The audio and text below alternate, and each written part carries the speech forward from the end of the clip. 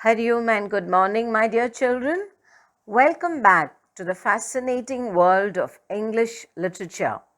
Today, let's look at the tone and poetic devices used in the poem My Mother at 66 by Kamala Das. The tone of the poem is undoubtedly sad, pensive, sorrowful, and anxious ridden. The poet suddenly notices her mother's pale face, and an alarm bell rings inside her. She understands that her mother's end is not far away. Brushing aside this agonizing thought, she observes sprinting trees and merry children. However, fear returns to her and she fakes a smile to recharge herself. We readers empathize with the turbulence inside the poet. Now, moving on to the poetic devices used in the poem. The first device is simile. Simile, as you all know, is a device used when an overt comparison is made between two different things. Kamala Das uses simile in two instances.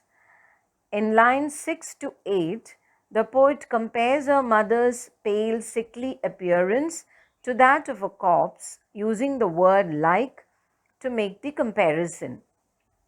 In lines 16 to 18, she again compares her mother losing all her youthful vitality and beauty to that of the waning of the moon. We all know that the waning moon during the last spell of winter loses its luster and radiance. It is hazy and dull, covered by the mist and the fog. Similarly, during the winter of her life, her mother is losing her luster and youthful exuberance. Kamala Das uses the word as while making the comparison. The next poetic device that we are going to talk about is metaphor. Metaphor, as we all know, is the device used to show direct comparison.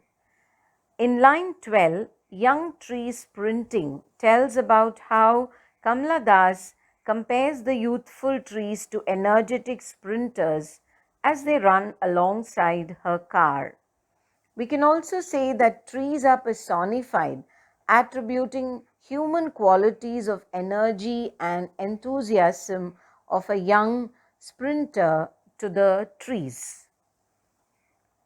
The next device that we are going to talk about is contrast. Contrast is used in the poem when Kamala Das looks out of the car window to observe the sprinting trees and the merry children. The sprinting trees signify time that is flying past.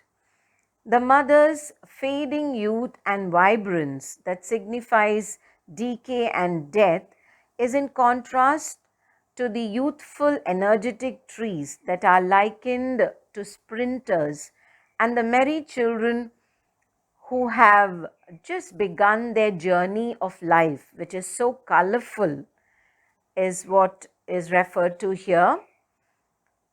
Next, we have alliteration. Alliteration is a device used to refer to the repetition of the same consonant sound.